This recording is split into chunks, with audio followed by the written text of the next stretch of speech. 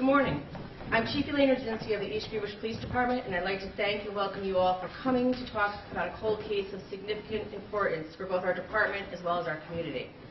Today, I'm very proud to stand here in partnership with our greatest thanks as well to members of the New York State Police, Rensselaer County District Attorney Mary Pat Donnelly, Director John Riegert, and Senior Analyst Andrew Munson of the Capital Region Crime Analysis Center, members of the East Greenbush Police Department, and on behalf of numerous other law enforcement officers, some of whom were not able to join us today, in bringing closure to the family of Wilhelmina Violet Filkins following Violet's tragic murder in 1994. Also with me today, I'd like to introduce and thank a few retired and current members of law enforcement who have been instrumental throughout the investigation and crucial in the identification of Violet's murderer. Retired East Greenbush Police Detective Sergeant Robert Whitney and Matthew Bragg, retired Sergeant Mike Kondo, Officer Peter Lavin, retired Skodak Police Detective James Morgan, retired New York State Police Senior Investigator Eric Cullum, New York State Police BCI Captain Robert Appleton, Senior Investigators Brian Kenny, Dennis Rounds, and Senior Investigator Albro Fancher, as well as his team at the New York State Police Major Crimes Unit. Town Supervisor Jack Conway, who afforded our department the opportunities to pursue leads throughout the country. We also thank you. In addition, I'd like to thank retired East Greenbush Police Detective Joseph DeSav and retired East Greenbush Police Chief Christopher Lavin, who were not able to join us, along with countless other investigators that have worked Violet's case over almost 3 decades. We owe our thanks and gratitude for the dedication, diligence, and determination these individuals have all displayed. In addition, we have with us New York State Police Investigator Jason DeLuca and East Greenbush Police Detective Sergeant Michael Guadagnino, who took the lead on the investigation in 2019. Special thanks to these 2 investigators for their dedication and perseverance. All of the law enforcement you see before you here today, as well as many others, regularly visited this case throughout the years, and will attest that it has been a case that has always remained first and foremost in all our investigators' minds. Over the course of my career, every time there was a changeover in our detective office, there was a promise made from one detective to another to never stop investigating this case in order to find justice for Violet and her family. On August 17, 1994, Violet was murdered in her Coventry Lane apartment in the town of East Greenbush. Over the course of the past 28 years, the East Greenbush Police Department has never given up on attempting to identify the depraved individual who violently took Violet's life. Violet resided in East Greenbush for over 60 years after having grown up in the city of Rensselaer with her 7 sisters and 1 brother. She was a familiar face one would find at her job at the State Education Department or weekly at her hair salon appointments, attending Mass and enjoying life with her lifelong friends and family. Tragically, when she wasn't heard from after just a couple of days, her devastating murder was discovered by her family.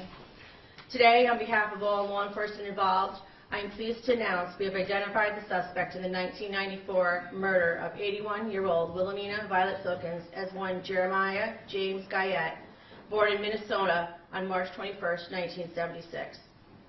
The orders of speakers will be Detective Sergeant Michael Guadagnino, who will walk you through a brief timeline of the course of the investigation. After him, you will hear from Rensselaer County District Attorney Mary Pat Donnelly, followed by New York State Police Captain Robert Appleton, and then from Violet's niece, Carol Filkins. Before we take your questions, I'd like to conclude with what I think is the most crucial message we can share with any victim of violent crime and their families. The East Greenbush Police Department and its entire law enforcement community in New York will never stop investigating any lead, no matter how small or unrelated it may seem. We'll use every resource, technological tool, and dedicated and determined law enforcement personnel available to us to ensure perpetrators of all crimes are held accountable for their heinous actions, that justice will prevail, and that all victims, whether deceased or alive, will have the last word. Thank you all for joining us here today. There will be photos and news releases available for you on the table to take with you. And now I'm going to turn it over to Detective Sergeant Mike Guadagnino. Good morning. Thank you, Chief Rudzinski. As the Chief said, my name is Michael Guadagnino. I'm the Detective Sergeant with the East Greenbush Police Department. I would like to first start by saying thank you to all the law enforcement officers who are here and who cannot be with us for the hard work in this case and their perseverance over the past 28 years, allowing us to bring closure to the family of Violet. I'm going to go through a short timeline with you of events of the past 28 years and how we got to where we are today. So, we know, this was the reward poster done up by our ex-chief, Christopher Lavin. So he took great pride in this and passed it on to each one of us detectives as we took that position.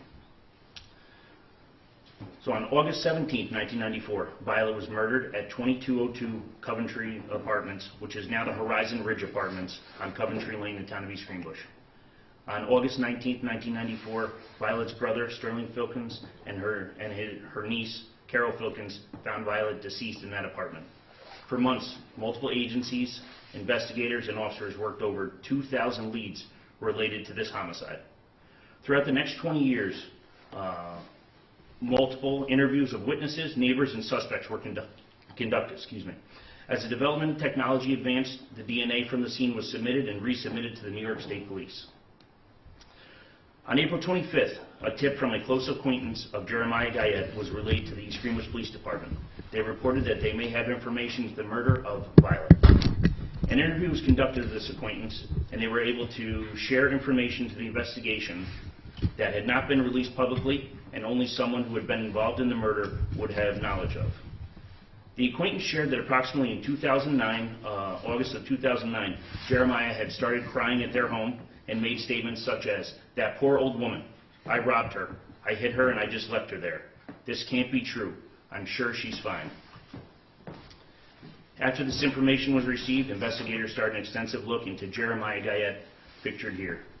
Jeremiah here was in middle school, and this would have been Jeremiah during his senior year of high school in 1994. Jeremiah, as the chief said, grew up in Minnesota. He moved to East Greenbush and interviewed hundreds of neighborhood canvasses that were conducted in 1994 and was able to locate one of the 18-year-old Jeremiah Guyette, who lived in Building 10 at the Coventry Apartments. Jeremiah had just graduated from Columbia High School and then had moved away shortly after the murder. Jeremiah, as I said, was originally from Austin, Minnesota, had moved to New York in 1994 to live with his father and to complete his senior year at Columbia. After graduation, he moved to Red Hook, New York. Shortly after that, he enlisted into the United States Air Force and was stationed at Patrick Air Force Base in Florida.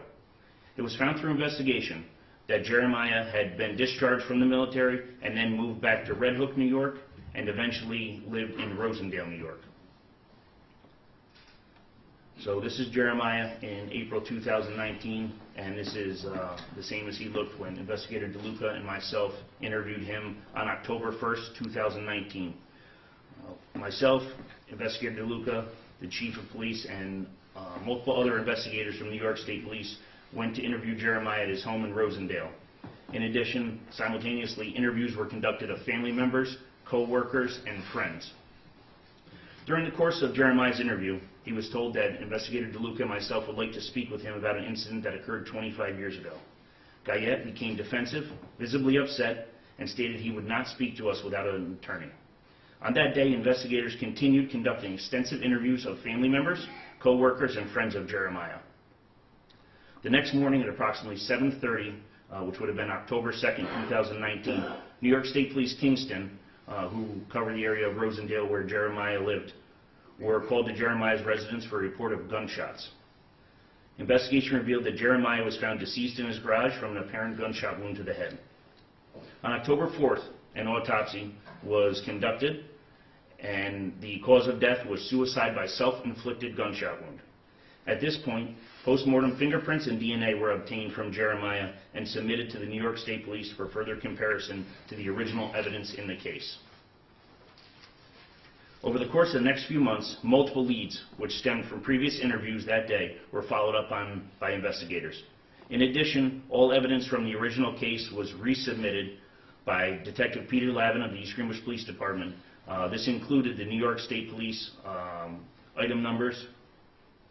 Item 79, which is the corner piece of a wooden coffee table containing a latent unknown fingerprint, and item number 70, which was the print itself. So pictured here is the coffee table that was removed from Violet's living room. Circled in red is the place where the fingerprint was taken from. So this is a picture of the actual piece of the table that was removed and then submitted to the lab for resubmission and evaluation. So over the course of the next following months, New York State Police Lab continued to re-examine all evidence from the case, and investigators continued interviews of possible witnesses and family members. In January 2021, senior investigator now, Dennis Rounds, and senior investigator Brian Kenny of the New York State Police Forensic Investigation Unit were able to compare the latent print that was recovered from the table to the fingerprint cards taken from Jeremiah. They were able to confirm that the fingerprint on the coffee table was the match to Jeremiah Guyette's left thumb. Further leads were continued, and we conducted more investigations. On October 20th, 2022, an immediate family member was interviewed at this and stated that on October 1st, 2019, the day that Investigator DeLuca and I had interviewed Jeremiah, he had called her. She first received a text message that he wanted to speak to her about an incident, and then a follow-up call which was corroborated with Jeremiah's phone records that the family member lived out of state and was planning a trip to New York. And when speaking with her, Jeremiah said he might not be around when she arrived here on the trip. He further stated that he was younger and a long time ago he had planned to steal a car and rob a bank to get money for college. He then stated someone had died, but he didn't want to talk anymore over the phone. He further stated to the family member that he didn't want to go to prison and was in a panic. At this time, the family member helped him make arrangements to meet with an attorney on October 2nd, 2019. That was corroborated through the attorney. And then, on October 2nd, 2019, Jeremiah took his own life. So we'll take a few questions.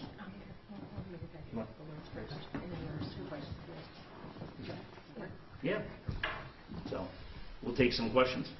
Can I just get your name and please, is it Detective DeLuca's name? Yes, Investigator Jason DeLuca, D-E-L-U-C-A. And I am Detective Sergeant Michael, and last name is G-U-A-D-A-G-N-I-N-O, Guadagnino. Detective Sergeant, it's, by my math, it's 28 years, 5 months since Violet's body was discovered. What was it like to be able to tell her remaining family members that you had solved this homicide? So there's no better feeling in law enforcement than when you can give closure to any case, let alone a case of this magnitude. To be able to call Carol that day with the chief and able to tell her that we had brought closure to her family, to Violet, and that we had, in sense, brought a killer to justice. It was extremely rewarding for me, and I'm sure I can speak for everybody else that is up here today. Detective, so he was identified in 2019 as a suspect? Yes, sir. And so that was 3 years ago. So what's the process been like from when he was first identified until now when, his identity's been made public? So when we originally developed him as a suspect, we obviously started an intensive background into Jeremiah, found out where he had lived, found out his acquaintances. Once Investigator DeLuca and I had interviewed him, he unfortunately took his life the next day. From that point on, like I said, we submitted an incredible amount of evidence back to the State Police Lab, not knowing if there was going to be any kind of connection between Jeremiah's DNA, fingerprints as we found, or anything else that might link him. And during those 3 years, unfortunately, COVID hit, which slowed down the world itself, also, putting a strain on the State Police Lab. So once all that was done, we were planning to conclude the investigation. We decided to do a few more follow-ups, and that's when a family member came forward and gave us another tip.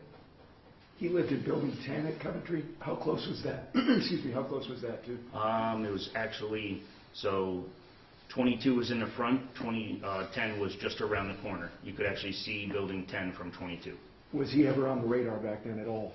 So he was, Chief Rosinski was able to find an original canvas sheet after I think there was 2,000 canvas sheets that did have Jeremiah on the canvas sheet. He was interviewed by our officers at the time, and they spoke with him. He was not a person of interest at that time. Did you ever experience any doubt as to whether or not this case would have ever been solved? So that there had been so many years, so many investigators, there was never a doubt that we would solve it. There was definitely doubt on how long it would take to solve it. So, just going over the timeline, this was October 2nd, 2019 was when reached out to Jeremiah Guyette, and October 3rd was when he took his own life. So October 1st, 2019 is when we interviewed him at his residence in Rosendale, and October 2nd is when he took his own life. 10 to 2, you said? Yes. Were you following up on more leads, more information from 2019 to, almost 4 years later, just making sure all your ducks were in a row? That's why it took so much time. Yes. So the state police, like I said, were working on the evidence. During that time, myself and Investigator DeLuca conducted hundreds of interviews into friends, family members, anybody, high school people that he might have known, anyone that may have been able to piece any of the missing pieces together of our puzzle to help us, get more evidence in this crime. To prove why his fingerprint was there and corroborating people to prove that. Correct. Now, in 2009, was that when a family, or not, but an acquaintance reached out with a tip about him? Yes. And are you able to disclose what the relationship was between that family? It was an ex-girlfriend. It was 19. 2009 is when she reached out to us. And with the family member who had the phone call, was that on the 1st or the 2nd? The family member reached out in 2019. Sorry, let me find it here. So October 2nd is when, October 1st is when he had called her and divulged the information about the murder, and then we followed up with her later on in 2022. What had Guyette been doing for a living? So you said he was in the Air Force, left the Air Force. What did he do for a living? He drove a bus, School bus? school bus, and then also a bus for elderly people. Was he living with his father at the time of Violet's death? He was. Had he had a clean record as far as, aside from this situation, everything else, no convictions in any other cases or anything? Correct. He had no criminal history in New York State, and I believe a minor criminal history in the state of Florida.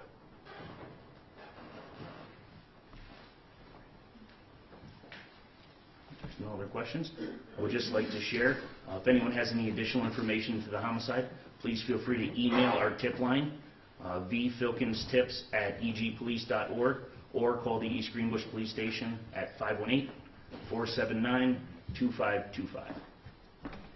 Thank you. At this time, I'd like to introduce you to Rensselaer County District Attorney Mary Pat Donnelly. Good morning. As the District Attorney and as a community member, I want to thank the East Greenbush Police and the New York State Police for all their hard work on this case. Chief Brzezinski and the current men and women of EGPD, as well as retired Chief Lavin and the retired and former members of the department. 28 years is a very long time. August of 1994, I was a first-year law student. My husband was in the Zone 5 Police Academy, and my children, as well as many others in this community, have grown up seeing Violet's face at Stewart's, at the police station, here at the town hall. And a lot of time has passed, and I think we've become somewhat immune to the tragedy and horror of what happened in August of 1994. There have been so many advances in law enforcement techniques and technology, and all of those were used expertly by the East Greenbush Police and the state police to bring this case to close and to tie up all of those loose ends. But I just want to draw attention to what brought us here today, and that was an individual coming forward with information. And that old-fashioned way of solving unsolved cases is very, very important, probably now more than ever. And I just want to make a statement on behalf of Rensselaer County and the East Greenbush community that we need to work with our law enforcement, we need to cooperate, and we need to share so that we can keep each other safe. The fact that a tragedy of this magnitude happened in this town, which I promise all of you is a safe place to live, is evidence that can happen anywhere. And we all have to be on alert, and when we do know something, we have to come forward to law enforcement and share what we know. So thank you to everybody that brought us here today. It's really an honor to be part of this, and I'm so grateful that the Filkins family has some peace of mind today. So thank you, everybody.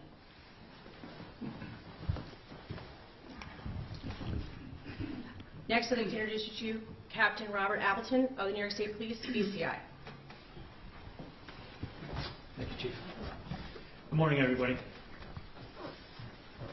If you would, for a second, take a quick look around the room at the team here.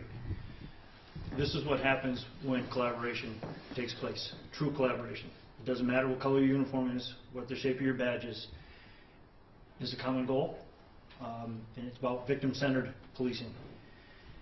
As we found here, when you have an invaluable team and everybody plays their role well, cases come to resolution.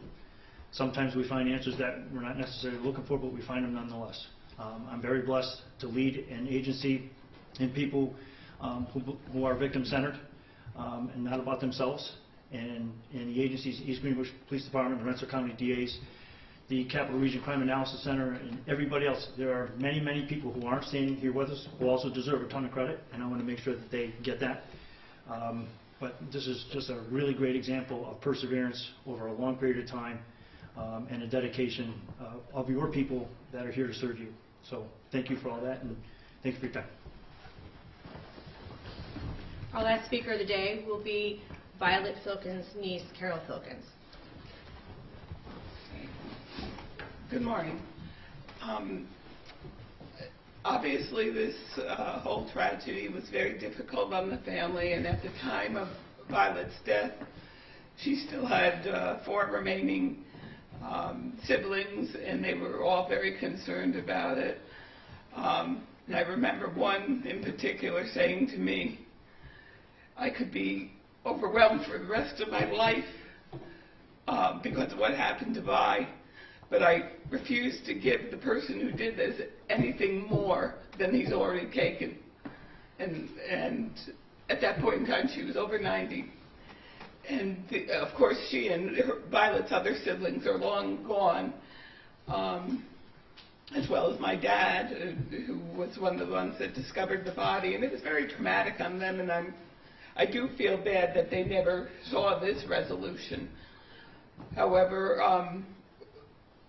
all the remaining family is extremely impressed with the persistence of law enforcement and the work and coordination done on behalf of my aunt's case, and the fact that we've gotten this far and gotten to not only identify the person, but then we're able to have the hard and fast evidence to support the case. And it's just remarkable that so much work was done over so much time. I can remember them having a command post in the apartment complex for a great number of months after the incident. And the East Greenbush police had her furnishings of her living room where the death occurred in their possession for many years after her death. And just the continued support of the case all the way through, and I think most remarkably the coordination. Thankfully, East Greenbush police don't have many murders to practice on, but the reliance upon the support of the state police and the coordination between the two entities was remarkable. And I want to thank everybody for all their hard work in pursuing the conclusion of this case. And I'm sure my aunt would never have envisioned anything like this happening. She was a very simple woman, lived quietly, and would never have envisioned what occurred.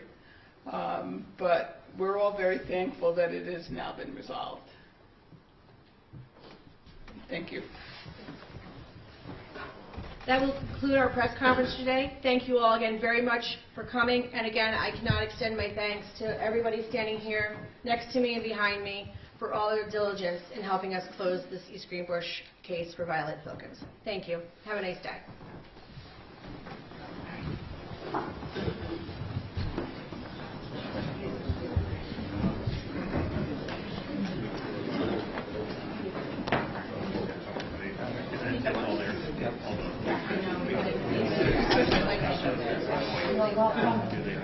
The picture.